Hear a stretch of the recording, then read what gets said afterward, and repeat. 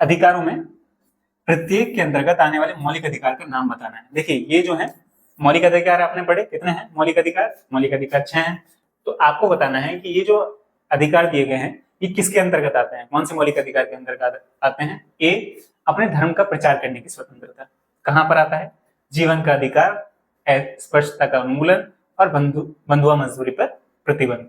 तो अपने धर्म का प्रचार करने का जो है आपको धार्मिक स्वतंत्रता जो मिली हुई है वो अपने धर्म का प्रचार करने की स्वतंत्रता के अंतर्गत आ गया।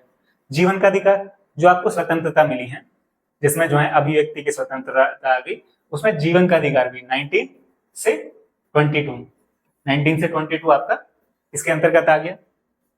अस्पृश्यता का उन्मूलन, जिसमें जो है हम समानता की बात कर रहे हैं, वो जो है अस्पृश्यता का उन्मूलन की बात करेगा उसी के अंतर्गत। और बंधुआ मजदूरी, ये है शोषण के विरुद्ध अधिकार, शोषण के विरुद्ध जो अधिकार है उसी के अंतर्गत आएगा ये बंधुआ मजदूरी। देखिए आप यहाँ पर भी देख लेते हैं, अपने धर्म की प्रचार करने की स्वतंत्रता, धर्म की स्वतंत्रता का जो अधिकार है उसके अंतर्गत आ गया।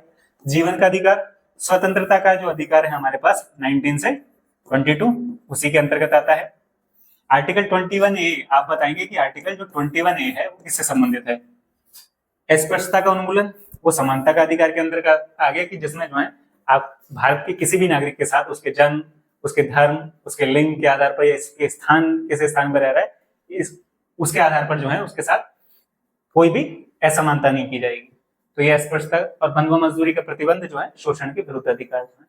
तो आर्टिकल 21A मैंने पूछा था, 21A जो है किससे संबंधित है? ये है आपकी जो अगर आप स्कूल्स में अगर जा रहे होंगे, गवर्नमेंट स्कूल्स में है, तो आपको फ्री एंड कंपल्सरी एजुकेशन जो है आर्टिकल उसके अंतर्गत ही दी जा रही है कि जो भारत का नागरिक है, बच्चा है 6 से 14 जो एज होगी जिसकी 6 से 14 आप इसी के अंतर्गत हैं, तो 6 से 14 के जो बच्चे हैं उनको जो है free and compulsory education article 21A के तहत है।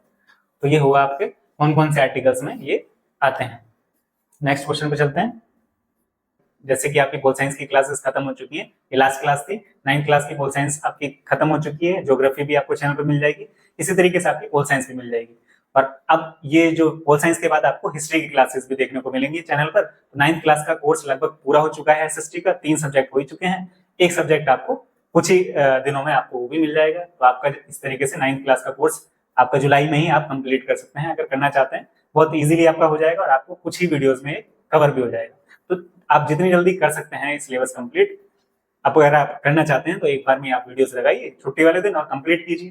तो अगर आपको वीडियोस पसंद आ रही हैं तो चैनल को सब्सक्राइब करें, वीडियो को लाइक करें, अपने दोस्तों के साथ शेयर करें। Thank you.